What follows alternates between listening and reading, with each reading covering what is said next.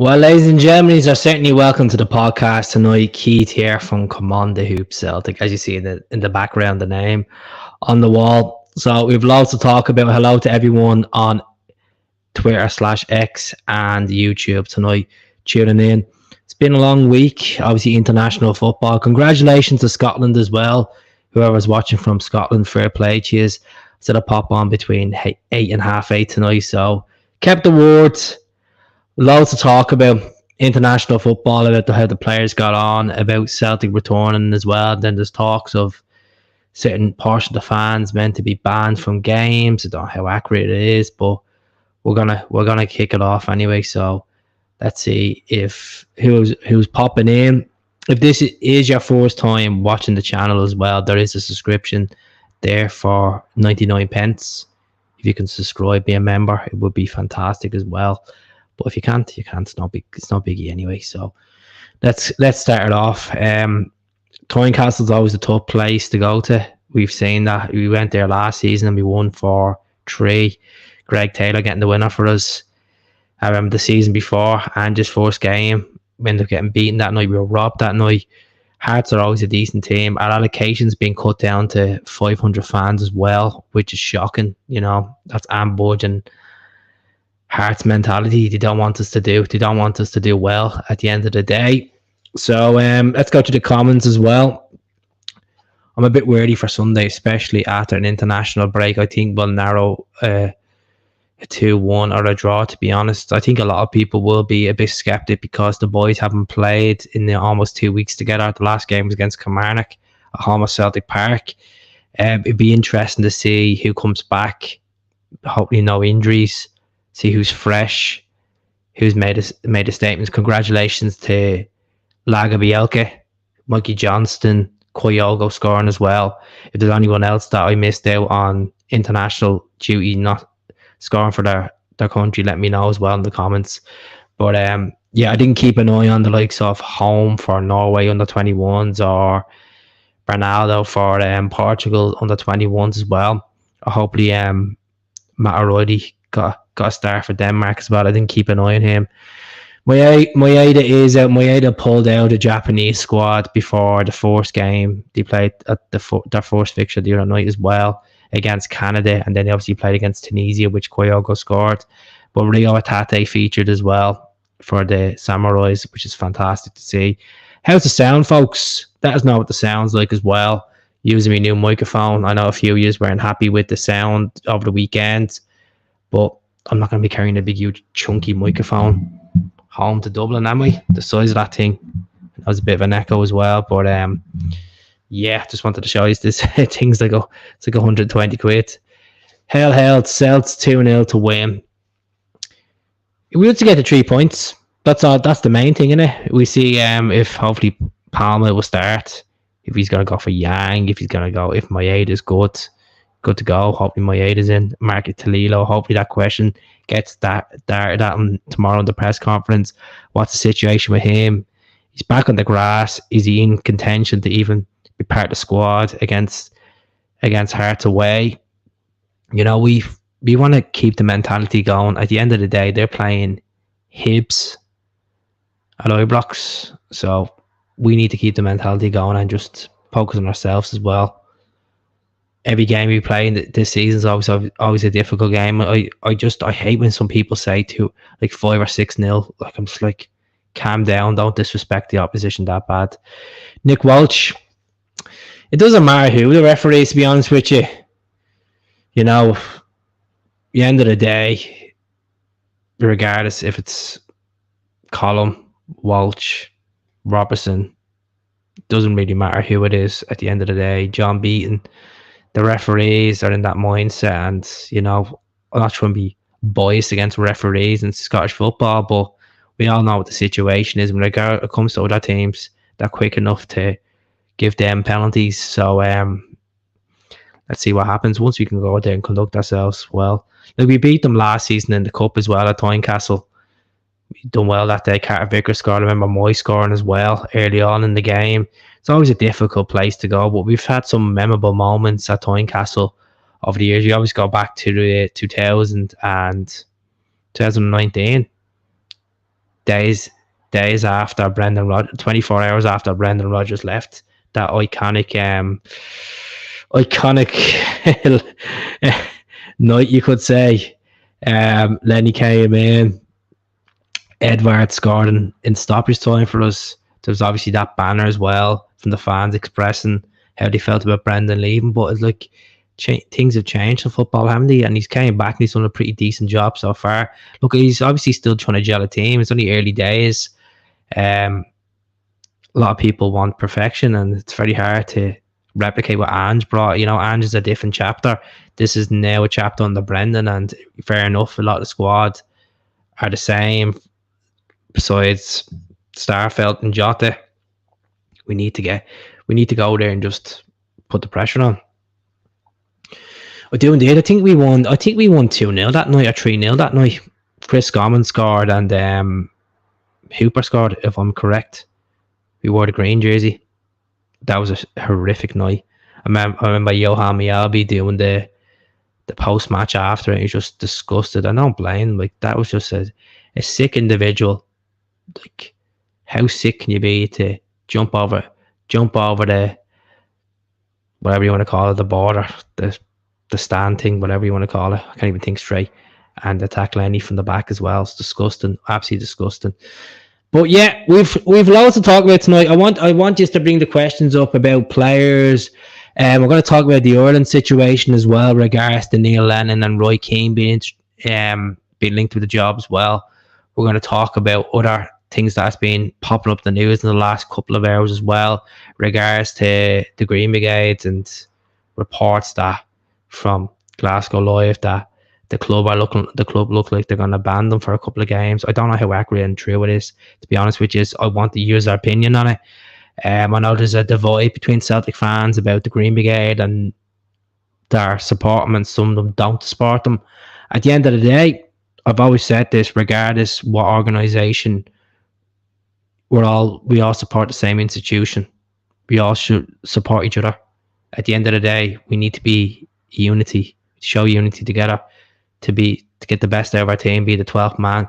But there's a lot of different opinions about this situation, about the whole Palestine stuff and all that. And look, I'm not going to go into it, politics and on football and stuff, because at the end of the day, some people get bored off, and I don't want to be losing everyone tonight. So, Ukrainian keeper Keith or Kelleher, I just had to do a video there about the Ukrainian keeper literally before I popped on. I've another 2 videos to do tonight, catching up from not being on the last 2 days. So I would personally go for Kelleher if we had the chance, but I don't know if Kelleher is going to take the pay cut to come to Celtic. That's the problem. I know Lunan's on 54 grand a week at Real Madrid, and his contract's coming up at the end of the year. Kelleher he still has another 2 years left in his contract, as far as I know. It's not even about the nationality side of it, folks. At the end of the day, this is about getting the right keeper in to fit Joe Hart's gloves, boots, getting the experienced keepers in, regardless if it's Kelleher or Lunan. Let's look at it. Both of them won the Champions League. Both of them are probably played the same amount of games for each club that they play for. Now, look, Kelleher has been at Liverpool since 2015, since the age of 15. So, there's a case that the Cork boy, Celtic, will approach Liverpool. I don't think Klopp is going to let him go. I think Klopp likes him. Obviously he's in the pecking order of Adrian, that he got for little to nothing off West Ham. He's not gonna get ahead of Alisson. The same with Lunan. Lunan's not gonna get ahead of Courtois at Real Madrid. But they're both mid-20s. Like, Celtic be mad not to buy a keeper at a decent fee. Like, we could get Lunan for about 8 to 9 million probably. And I know some people are saying, oh, that's a bit too much for a keeper, but we need to move on in the world. The club need to stop being so scabby and afraid. Yes, we messed up with Barkas, and I can understand that, and Barkas was an absolute liability, but look what he's settled at Utrecht now, and he's flying. I just don't get this whole mindset of like buying cheap, and you can't always buy cheap in football, folks. Like, get the fans feel excited about something. We got all excited about the retention contracts, and fair play, Celtic went out, and wasn't expecting us to go out and give about 7 or 8 new deals to our squad. And fair play, that just shows the character of what players are interested in buying into Brendan's philosophy. They're interested in working with this manager. They're interested in committing to a club that's fantastic, you know. Like, I'll be brutally honest with you. There's no point saying to me which keeper anyone else would you look at, because there's so many keepers. It just depends on their circumstances. Like, wages comes along, personal life comes along. This is why I'm going to try to get at the likes of Anthony Joseph on the channel. He will go into an insight of what goes on behind a transfer. We just think of odds, fee, how long of a deal. That's it. That's all we think about. What are they like? You know, people don't think of, they may have kids, they have to move them, relocate them from one country to another country. You got to think of, you know, if they're guaranteed they're going to be playing first team football. Now, we know if we're going for a keeper to replace Joe Hart, they're going to be playing first team football. The current crop of keepers that we have at the moment, I don't think Toby's going to get in there. He's quite young. I can't see Scott Bain being a first choice keeper for Celtic. Yeah, he's played a handful of games, 2 games this season. And we can't see Seacrest getting in there. I know people are a fan of Seacrest. I've been a fan of Seacrest for years, but there's obviously something going on behind the scenes if he's not getting a chance in there. Is it just the case that Joe Hart is the proper safe hands, the leadership experience, Brendan gets on with him to pick him, and he's more gel with the team, or is it the case that Seacrest is just not performing in training and he's not buying into it? Really don't know, and I don't want to speculate on that too much, you know. I just feel like we do need to go out and get definitely a new keeper, like a decent keeper, a decent fee.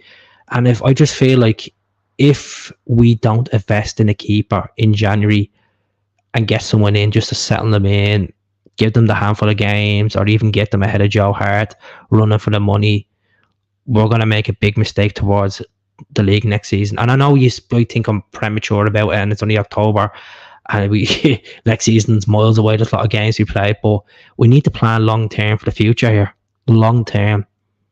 And it starts in the back. It starts from the person that doesn't concede the goals, keeps the clean sheets, brings the leadership. Like, I've watched Leonan's best bits. Like, every footballer has their best bits. And he looks solid. He looks pretty solid. You know, there's obviously bits and bobs. Everyone has their pros and cons as a goalkeeper. And how's it going, Punch? Hope you're well. Keith needs to be, Seacrest needs to be given time. Seacrest only seems like he's more interested in maybe moving to Australia, to be honest with you.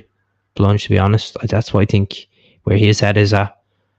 And what, looking on his Instagram, it just seems like, you know, like, if you're not playing games, your missus lives on the other side of the world, what would be going through your head? I'd be thinking of, I'm jumping ship. Feck that. That's what I'd be thinking, to be honest with you, regardless how big Celtic is. You know, he's been living in Scotland for a good old 6 or 7 years when he was at Dundee as well. So he probably will go in January. I thought he was going to go in this window, but we'll see. Let's go. I'm with you. We need to spend a few quid in January in the apartment positions. I definitely feel, especially in the last 7 days, I'm going to do a video on this, folks. I know you will probably watch over again. I know a lot of people have said this on the channel, and I'm going to replicate what I've said before. I think it was a massive mistake getting rid of Giakoumakis. I know some people are saying, he went because of the money. He went because he wasn't getting first team football. He wasn't getting regular starting football. You couldn't drop Kyogo because Kyogo was scoring goals. But at the same time, you got another class striker there that has a bit of physicality to him, has a bit of a temperament, has a bit of, you know, cockiness about him, and he delivered. Giakoumakis missed a couple of penalties in his Celtic career, and he got a lot of abuse from the fans. I remember he missed that penalty against Livingston, but my God, when the second half of that season under Ange, he was unstoppable. At Ibrox, he was unstoppable. And I just feel like I think it's a big. I think it's starting to hit me in the teeth. I know you move on from players, but I think we're missing that physicality up front. Giakoumakis would have done it for Celtic definitely this season. You seen the goal he scored against Ireland the other night? Bang! You know that header. I bet you're good about the rugby. 100%. Look, I'm not a big massive rugby fan, but I wanted obviously Ireland to go all the way, as you would in any country to go all the way who you support.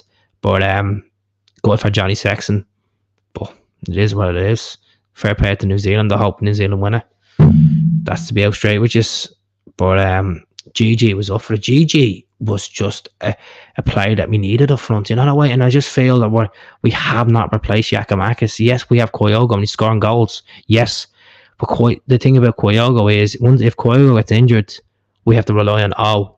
I don't even think O has even hit the back of the net this season. To be honest with you, I'm not a Celtic podcast that sits here and has about 10,000 stats in front of them and reads stuff out. I don't do it, folks. I just think of the brain. Like or wrong. Kyogo Atate looked good playing for Japan. Yeah, especially it's good to see the lads obviously playing against. I know Alistair Johnson had a bit of a howler for Canada against Japan, but look, Alistair's going to be a massive player for Celtic. Massive player. I think I've put on a bet already that he's going to be the future captain, maybe the next captain in the 3 years' time. If you had the option, would you bring Fraser Foster back to Celtic, or would you bring, who would you bring in defence to play for us? No, I wouldn't bring Fraser back. Fraser's 34 now. I know Joe Hart's 27. We have had our time with Fraser, and I wish Fraser the very best. Some remarkable times with Fraser. You go back to the cup final, you go back to the European nights and stuff like that. If Fraser was ambitious, he would have came back after that loan move. I wouldn't take Fraser back. I know you probably think I'm mad, but I think we need to plan to the future. I mean, like getting someone 25, 26. Regards to the defence, I'd love to see us get Andy Robertson. I've always said I think the left back position is not the strongest. Yes, we have Taylor there that, he gives a shift and he does well, but we needed a bit of a level up. And Andrew Johnson, Robertson, not Johnson, Robertson, sorry, why would I say Johnson? Jesus. Robertson would be the ideal plan. Get confused by playing Johnson and Robertson. But Robbo be the man. Robbo. How's it going, Jim? Hope you're well. Hope you're as well with you. I'm doing well. Folks, there's a lot of regular people. If you could buy the membership, it would be really appreciated. It's 99 pence. There's a join button there just below the video. Press the button there and you can buy one. If you can. If you can't afford it, it's fine. More bigger things to be worrying about. Cost of living crisis. I completely understand. Kyogo is the new scalper, lads. Yes, he is, and he's a long-term deal, and I love Kyogo. I think he's class. He's brilliant, but the problem is we don't have a good plan B as a striker. People might say Maeda could play up front, but at times Maeda, my God, he's not as bad as Ryan Christie when it comes to chance, like being clinical. What about Scott McDonald doing his badges, a future Celtic manager? What's your thoughts? No. Scott, I love Skippy. Love Scott. Scott follows me, I think, as far as I know. His Celtic page. No.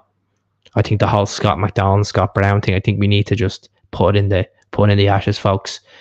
Scott Brown needs to go off and get himself another couple of clubs. Scott McDonald, let him manage in the A-League, or get that experience. I know he's doing a bit of management down in Melbourne at the moment, or Sydney, one of them places.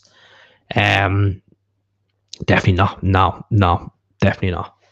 But I wish Skippy the best. I really do. I love Scott McDonald. Them goals, that volley at Ibrox to the Olco. Keep the comments coming, folks. Keep them coming. It'd be really appreciated if you can get as much comments in. I'm going to talk about the Ireland situation. I want to hear from you personally about this as well. Who should be the next Ireland manager? Obviously, Neil Lennon's in the running for the Irish job. Roy Keane's in the running for it as well. There's obviously Chris Hughton, Steve Bruce, what are the names that I see in there? Sam Allardyce, Lee Carsley. I looking at the names when Kenny gets sacked, I would go for Lenny. I don't know what's going to happen with the whole situation with Neil Lennon. Obviously, he captained Northern Ireland, so did Martin O'Neill. Well, Martin O'Neill took the job. Is a case that could go against them, even though that was like 21 years ago.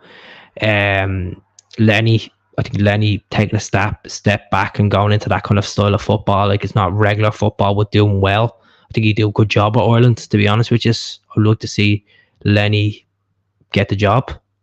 Really would. Roy Keane, great character, phenomenal footballer. He was one of the best.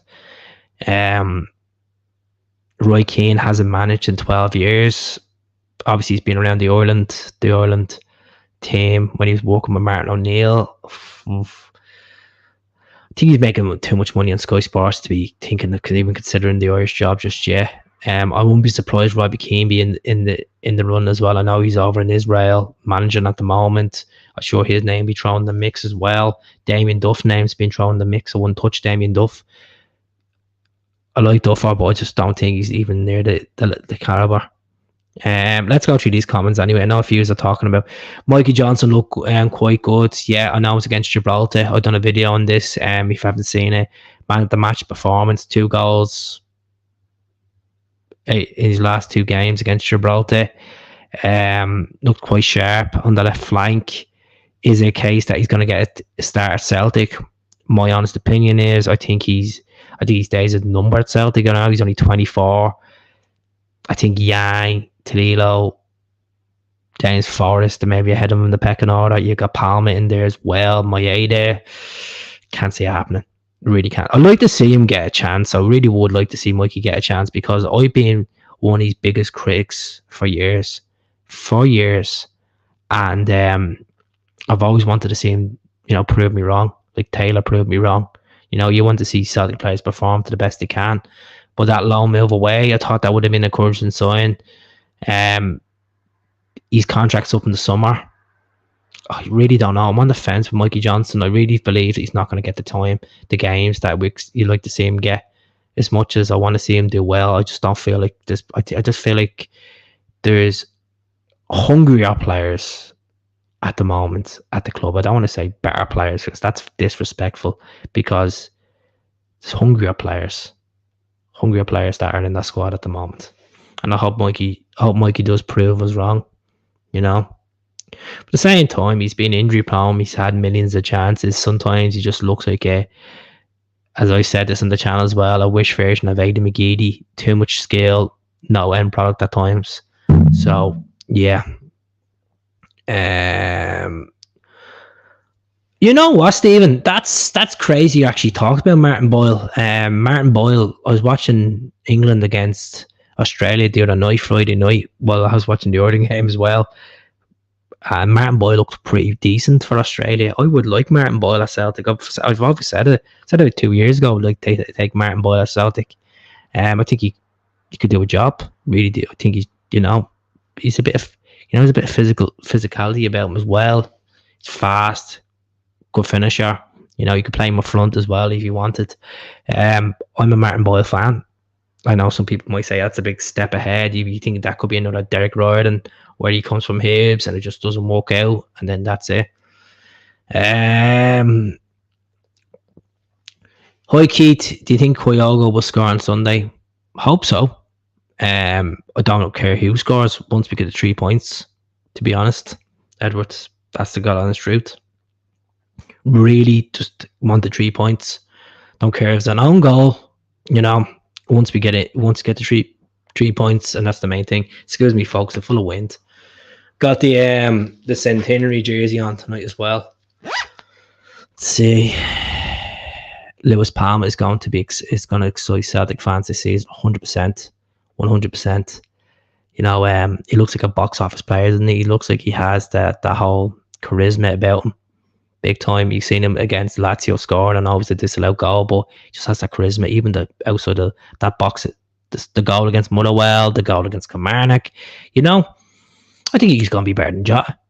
I really think he's going. I know this is a brave one, but I think he's going to be better than Jota.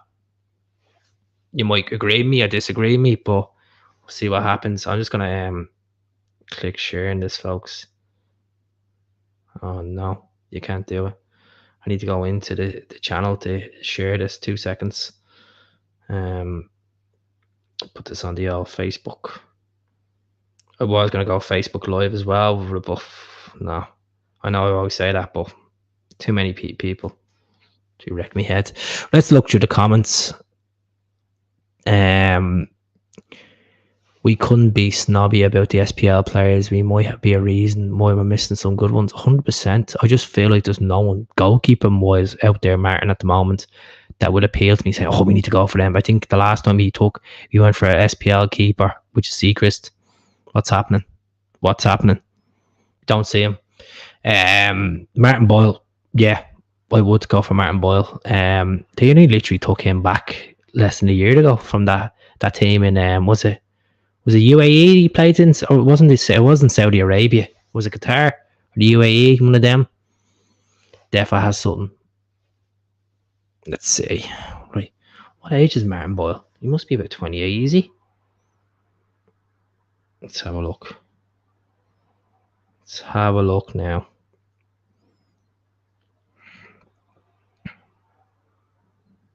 He's 30. He's 30, folks. 31 in April. You'd have to get him cheap. You'd probably be pushing for under $1 million to get him. Where was he? Where was he playing?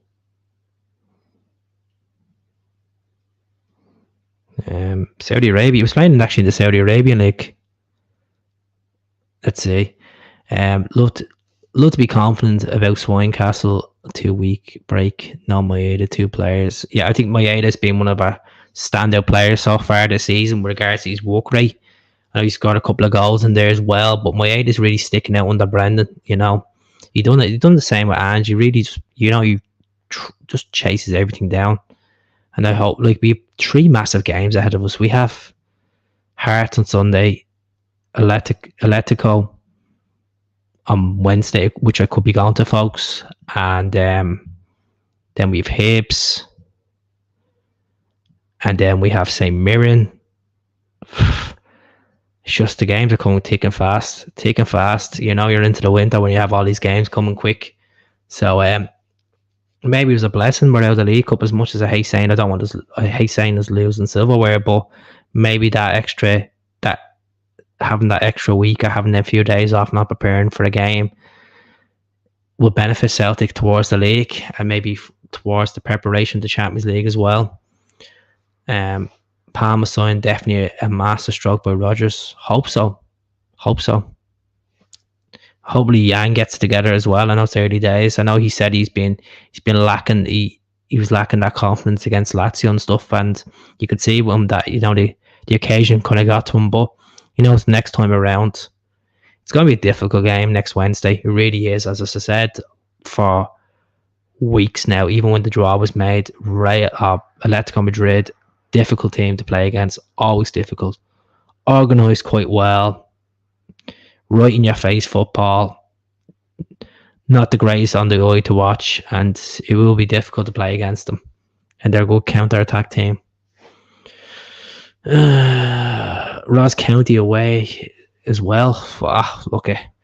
Ross County is always a difficult one, but we have we've got points, maximum points we've been there in recent times. So we'll see. I'm not worried about Dingwall.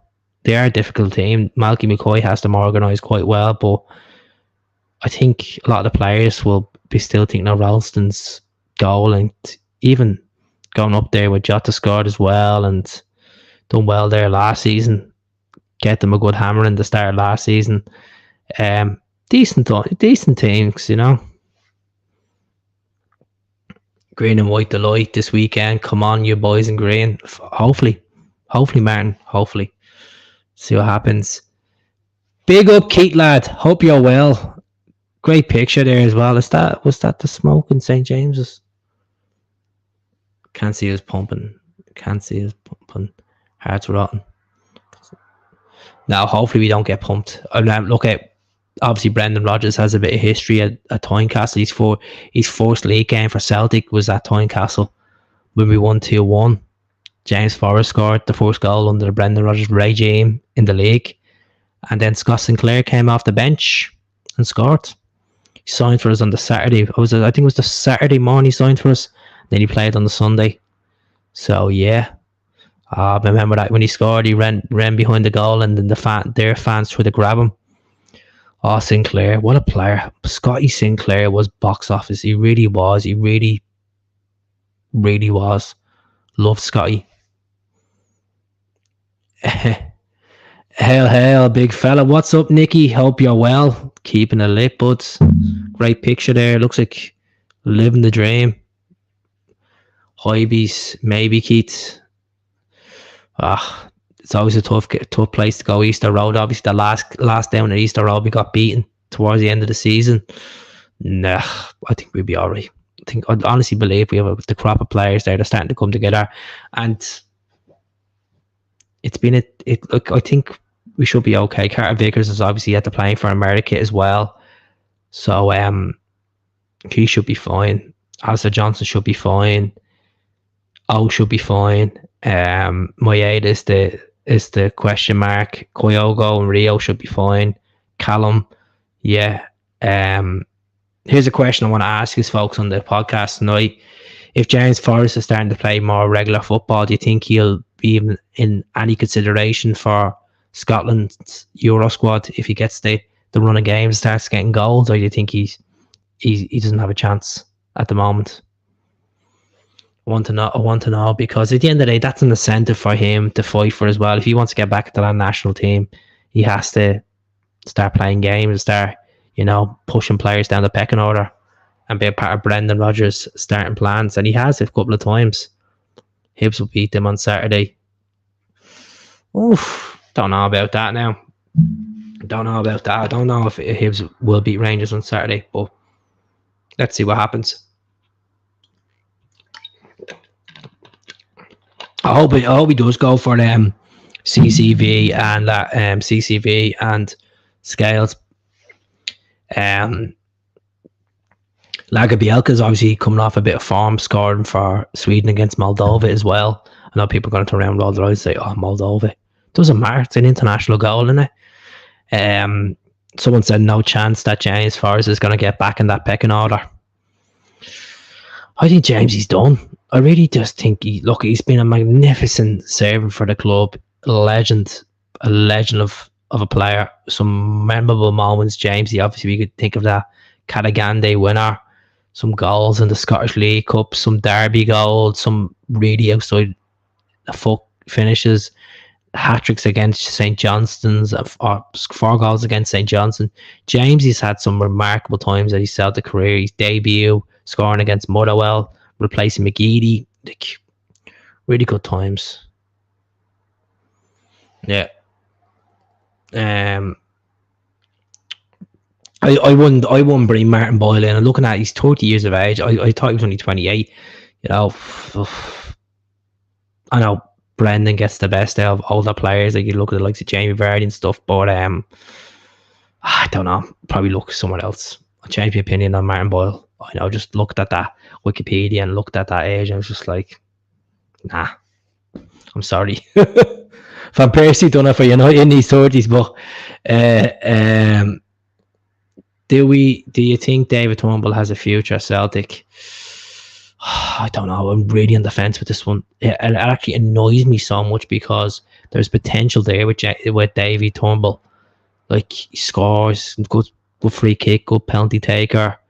It's just, you look at Rio Hatate. Rio Hatate is twice the player. I think Holm is going to be a better player than David Turnbull. I just think there's potential there. Matt O'Reilly ahead of him. I think David Turnbull will be gone. I wouldn't be surprised he signs a pre-contract with a club in January because his contract's up anyway. So there's obviously talks of hopefully we can get Carter Vickers on a long-term deal. I know there's speculation being thrown at him this week about maybe a return to the Premier League. He has another 3 years left in his contract. I'm not worried about. But Carter Vickers, just giving him a good deal. You know, give him a good deal that will keep him here. Maybe for another 2 years, 2 or 3 years, guaranteed. Better wage, better incentives, better perks. You know. Would you sign Duke from the Dons in January, Keith? Yeah, he's quite physical. He's a good player. He's obviously smaller than Giakoumakis. Pacey.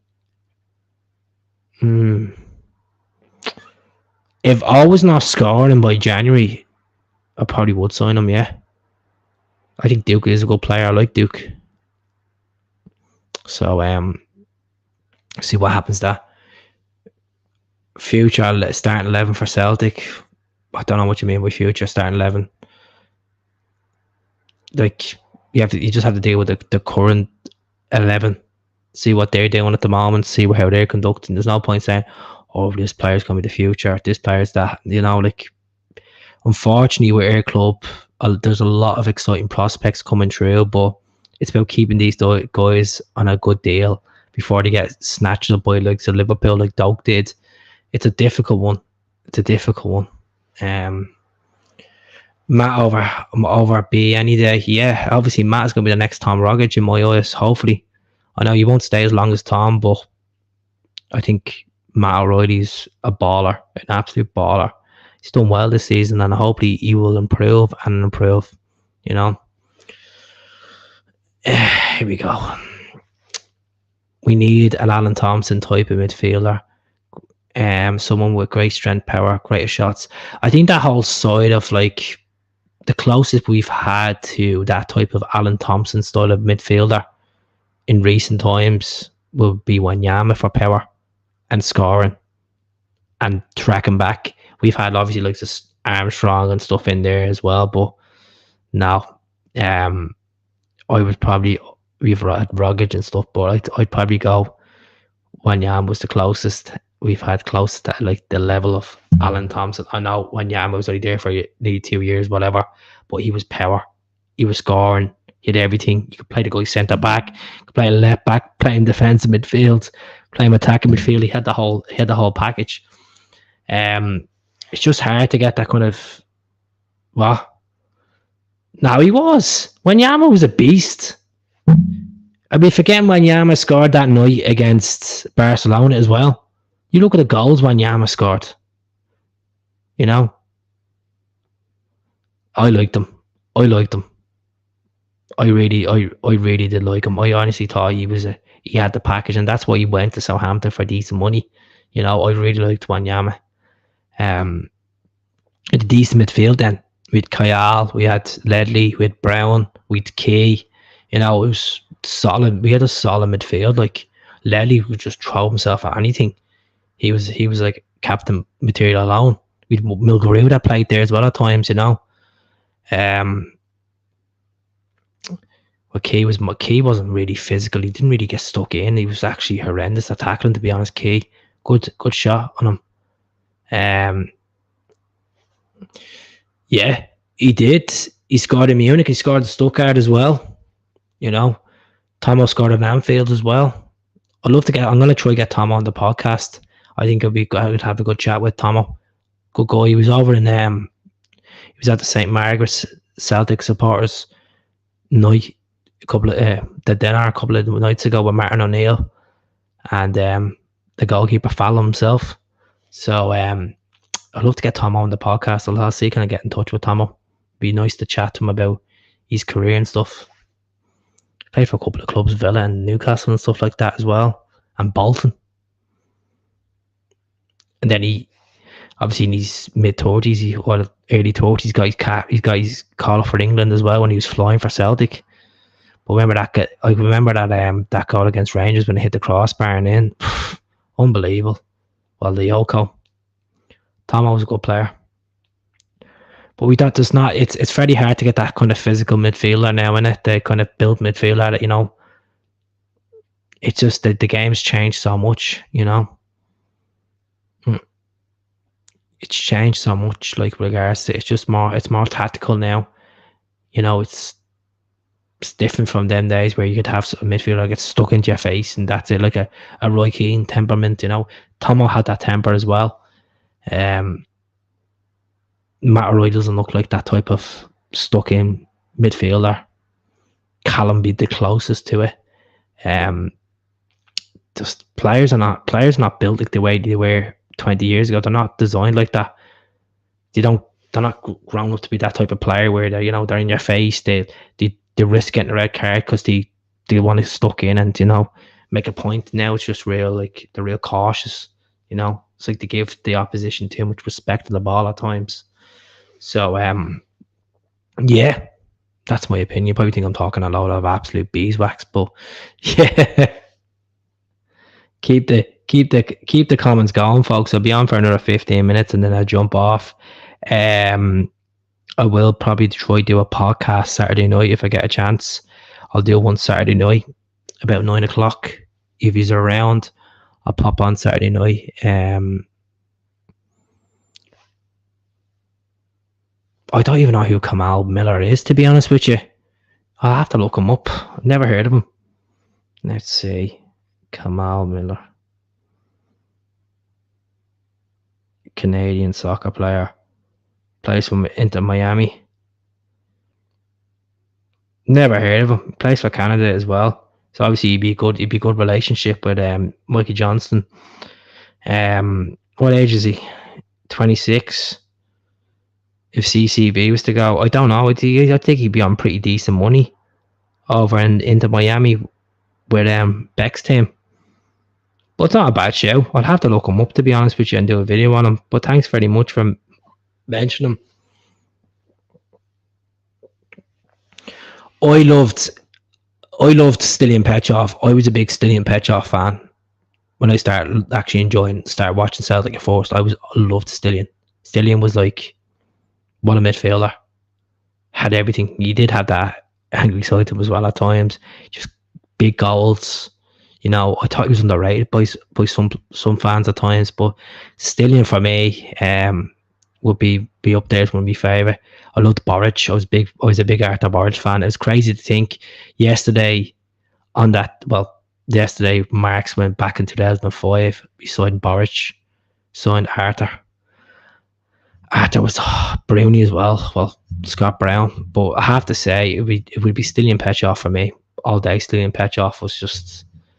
I know people say Larson and stuff, but Petrov it was Petrov,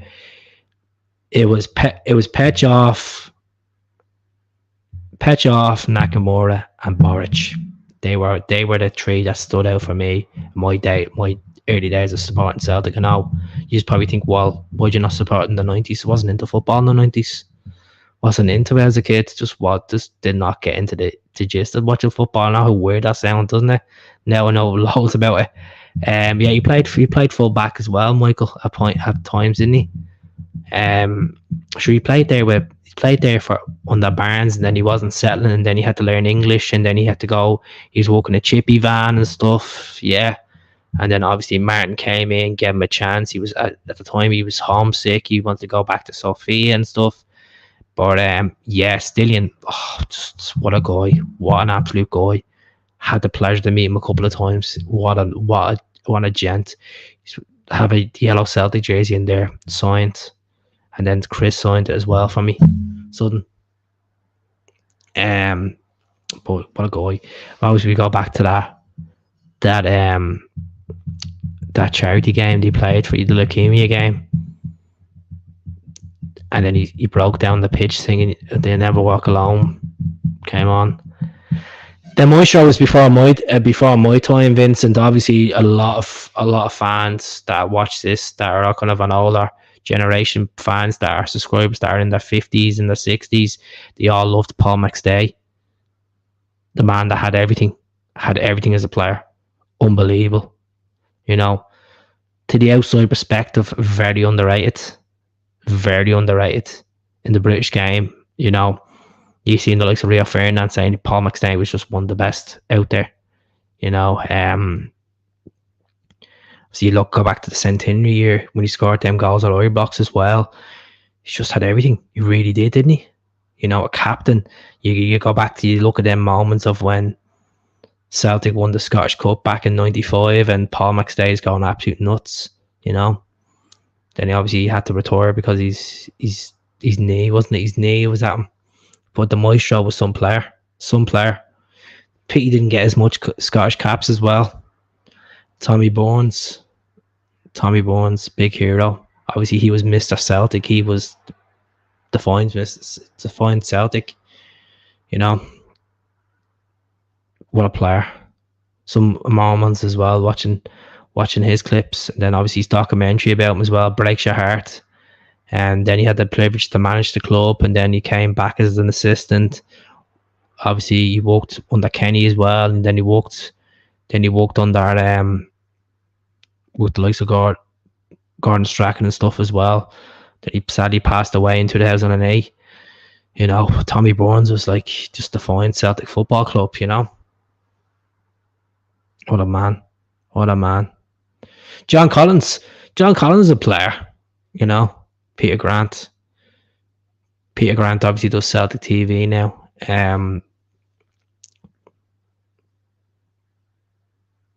Charlie Nicholas in his early days for Celtic, before he snubbed and went to Arsenal. Jinky, lads, I got to meet the man himself. Chalky, Mr. Brian McClure. Oh, Mr. Lovestreet.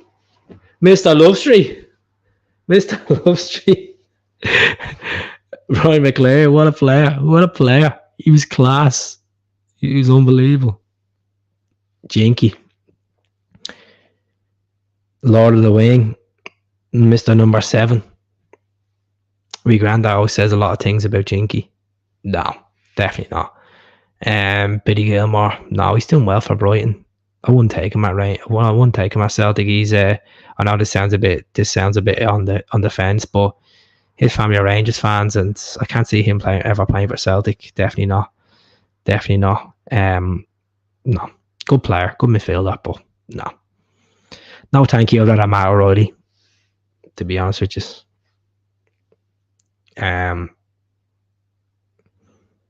Let's just keep the comments going, folks, before I jump off. Well, Danny McGrain wore that jersey as well. Obviously, him and Feed the Bear drinking the champagne in Paisley. Danny McGrain, what a player. Bellamy, if Celtic had him longer, he would have been a legend. Don't make many strikes. Oh, Bellamy is one of my favourite strikers of all time. I loved him. Everywhere he went, he was box office. Bellamy was just class. Liverpool, he was class. He was good at Blackburn. He was good at West Ham. He was good at Norwich, where he started off. He was phenomenal at Newcastle. Done well at Man City. And then he was at Celtic, that loan stint at Celtic, he was really good as well. He scored a hat-trick against Dundee as well. He scored at Ibrox. Scored at Ibrox as well, Biggest legend, Billy McNeil. Come on, guys. Of course, Caesar's Caesar's. There's no comparing. Caesar has obviously them, glorified with silverware, No, wouldn't go near Gilmore. Wouldn't touch him. I said he's a good player for Scotland, good player for Brighton. It's just I can't see it happening. I have to put my blue tints on for this, but no, definitely not. I know there's been players in the past that support the opposition team, and if they came to Celtic, and obviously Danny McGrain's one, Kenny Dalglish, but no, definitely not. Bobby Lennox, underrated, wonderful player, 100%. He was underrated. Mr. Saltcoats himself, Bobby Lennox. I still have to go up and see that statue. King Kenny shared the stage with Henrik Larsson last week. Oh, imagine just being there, taking that in. Two legends, two boys that won the European Cup, both after leaving Celtic. Obviously Henrik won it with Barcelona in Paris. Then Kenny won a good few times with Liverpool. Did he win in Wembley, didn't he? And he won in Rome. Could be wrong. But King Kenny was my dad's favourite player growing up. My dad was a massive Liverpool fan. He loves Kenny Dalglish. He does have a Celtic tattoo as well, folks. But he loves Liverpool more than Celtic. Loves Kenny Dalglish. Like, you've no idea. Kenny, pictures of Kenny in the house and all we have. Yeah, so there's no point in me talking about the Lisbon Lions because look at we all watched that season. We've all seen the documentaries. We've obviously seen the players that played in that team, and obviously 25th of May 1967, and then go on to winning all them trophies. And like, that's well before my time. There's no point in me waffling about stuff that won't feel as big to me. Like, it's phenomenal that the story behind it is remarkable, that a squad of players within a 30-mile radius of Celtic Park to go on to win the biggest prize in European football, you know, unbelievable. And, you know, it was obviously, it was Gamel's birthday the other day as well. You know, John Clark's still going, you know, unbelievable to think. Crazy. It's just, you know, you obviously look, every time you watch that documentary, you see Bertie Hall singing "It's a Grand Old Team." You know, it brings a tear to the eye. You know, born in 1973, you missed out the two finals, and you missed out the European final of San Siro as well against Feyenoord when Janssen played. They were a better team than I obviously Feyenoord. Greatest football team of all time. They'd be up there, 100%. You know, you don't go out and win your domestic treble and then you win your Glasgow Cup and your the Stefano Trophy and win the European Cup. The only trophy they didn't win was obviously that Club World Cup at the time. We obviously played over. It was Argentina or Uruguay. One of them, was it Uruguay or was it Argentina? It was one of them teams we played over there. But yeah.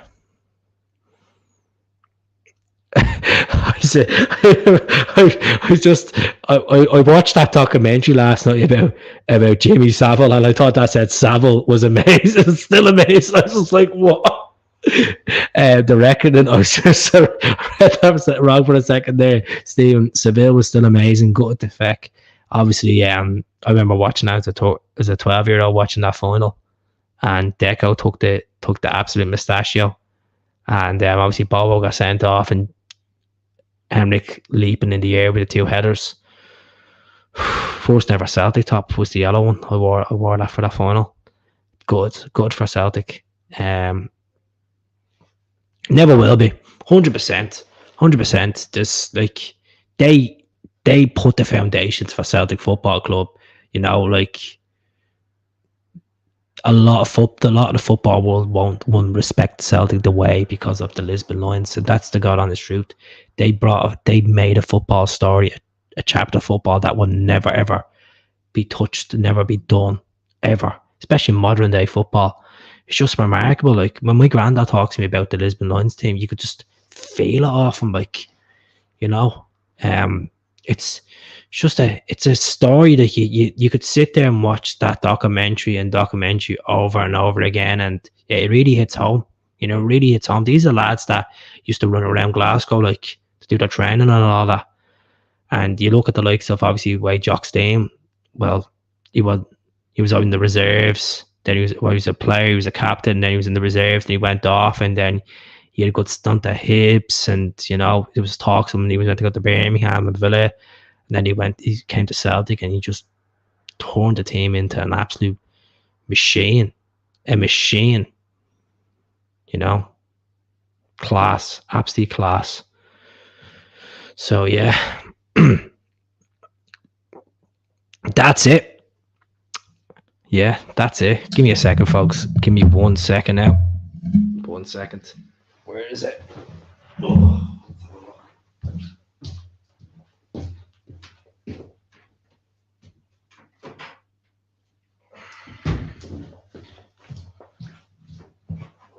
You look at this, when you look at this European trophy, folks, and then you just look down and then you just see, or you look up there and you just see Celtic's name on it. It's class. It's absolutely class. You know, if you've there's been some cracking teams that won it, like, you know, AC Milan, Real Madrid, Dortmunds, the Barcelonas, the Portos, even Red Star Belgrade in there. Don't see Rangers though. Where's Rangers on this trophy? Oh, can't see them on it. But yeah, some trophy.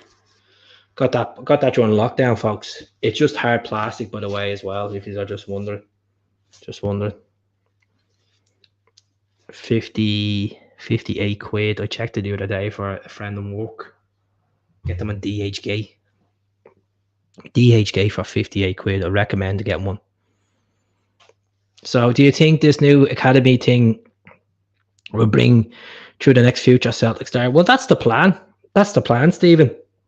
It's the plan to obviously improve the women's team, improve the youth setup, sports science is being more upgraded onto it. We're getting better pitches, you know. So yeah. Who do you fancy winning the Champions League this season? It's very early to call, isn't it? Hopefully not Man City. I don't really know, to be honest with you. Probably Real Madrid. You know, I try not to watch other teams, to be honest with you. But I'm going to jump off now in 2 or 3 minutes, folks. I will be back on Saturday night after the game. Oh, not Saturday night. But yeah, Saturday night. I'll be on to talk before the game on Sunday. The game is obviously, it's a 2:15 kickoff on Sunday. There's talks, there's reports at the moment that certain fans are not getting allowed into a Tynecastle. They've been stripped of their tickets for the next few games. I don't know how accurate it is, to be honest with you. But as I said, I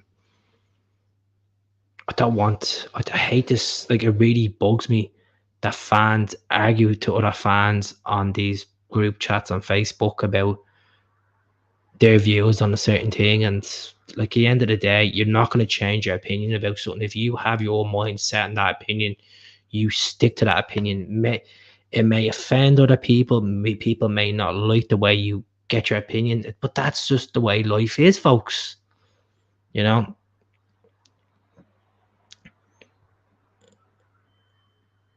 Here we go. Sorry, just wait, checking this. Aidan asked me, what would you call a successful season for us this year? Doing the whitewash over them, first of all. Winning the league, obviously. Winning the Scottish Cup. And maybe Europa League. I think at the moment it's difficult to say.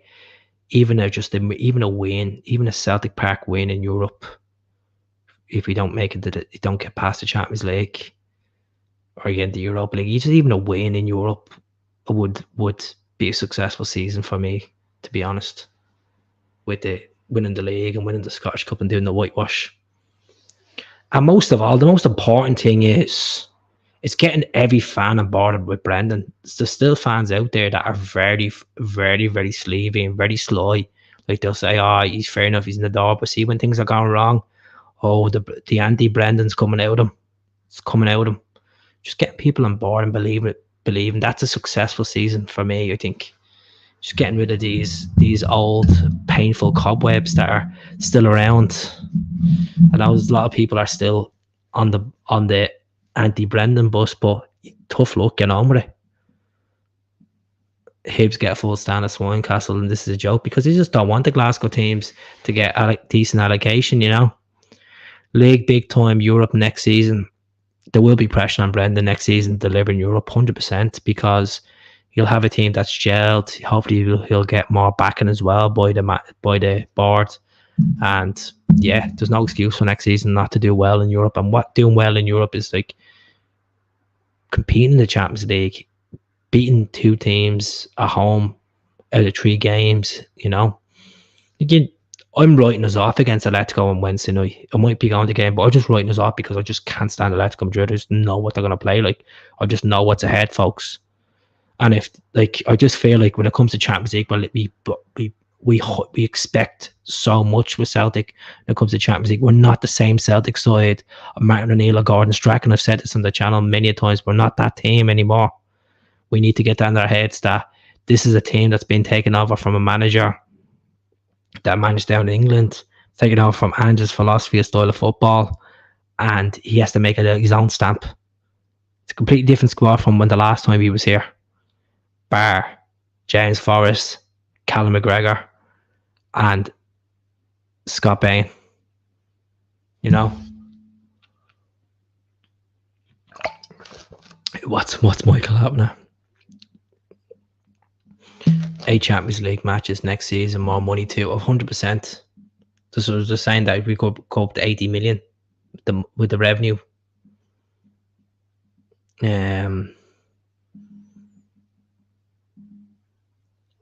About the club. Now it could go up to 80 million. That's what they're projecting it could be, where after all revenues and stuff like that, with TV, sponsorship, obviously the UEFA revenue, UEFA qualification stuff and all that. Well, you be getting automatic qualification, you get it if you win the league.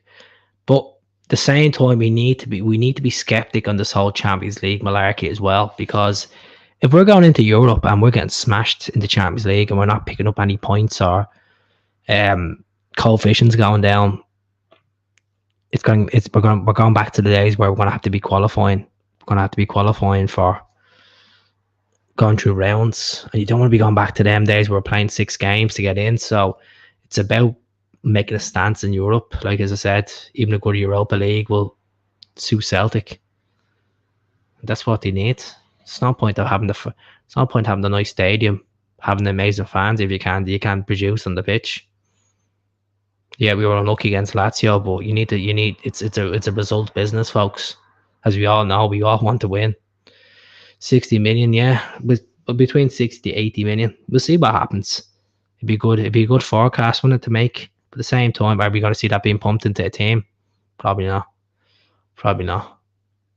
So, like, we could all talk about getting money in the bank, but let's go out and buy like a keeper like Lunan, you know. Yeah, that's it. Completely agree with you. Well, it'll be between 60 to 80 million. It just depends. Depends on the amount of money that comes through. They're saying it's definitely going to be past anyway 30 million, because there's more games to be forecasted and stuff. Obviously, 8 games in the Champions League. So that'd be more of a financial side. Someone that in the club can answer that question for you. Or another podcast. They have about 3 or 4 people on the podcast that be able to dig all that stuff up for you. Craig White, the Messiah. Should we rebuild the main stand up to 80s? No. What's the point? To be honest? If we're like, what, for the Champions League for 3 games a season and for derbies? Come on, you want Celtic Park to be as full as much as it can. I know the weather's a different, can cause a lot to fans not going, and that's understandable, but I love to see the stadium being done up more. Yeah, I would like to see the main, like the reception stand, whatever you want to call it, the south stand being done up, you know, but I can't see it being done, to be honest with you. Definitely not. They're sure they're putting the money into the training facilities, Barrowfield, and Lennoxtown's getting a bit of an upgrade as well. So I can't see Celtic even go near it. They won't do 80,000 as well. It'll be only 72,000, by the way. I've asked the question when I was done the stadium tour. They said it'd be 72,000. That's what they'd be looking at, the proposals, if they were to go ahead with it. You know, it's extra 12,000 fans. You know. That's it. I completely agree with you. We don't need an 80,000 seater stadium. Sure, like, what are we going to be getting 80,000 fans in for St. Mirren on a Wednesday night, or Hibs on a Saturday? Definitely not. You know. I would love if they built a Tommy Bourne statue at Lennoxtown. 100%. 100%. At the end of the day, there should be a Fergus McCann statue built outside Celtic Park. The Messiah, the man who saved the club from us going under. And we would have been, we would have been jelly and ice cream, but we weren't. Yeah, I agree with you with the Tommy Burns statue, 100%. You know, Tommy Burns started this whole academy of football. He need, obviously, it'd be a great way to remember the man, the legend himself. You know, he'll always be in Celtic hearts, Celtic fans' hearts. Look, when he passed away, look, all the scarves and stuff from both fans. All views, mate. That's what it's all about. 100%. It's all opinion, isn't it? All opinion. I will be doing another video on that jersey behind me as well. I've been asking on social media, are we gonna wear it? Some people think we will. Some people are like, no, it's just another milk job. You know, see what happens. See what happens. So, folks, I'm gonna leave it there tonight.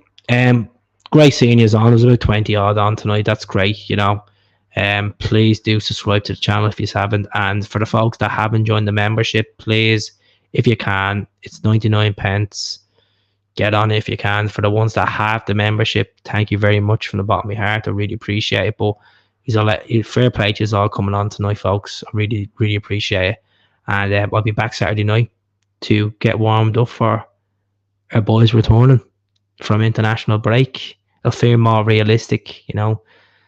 I'm sure the ones that are going to have their jerseys out going to the game, if they're going to the game on Sunday, they'll feel more real to use as well, or if you're going to the pub as well. So thank you very much yet again for tuning in, folks, and speak to you all soon. Hell.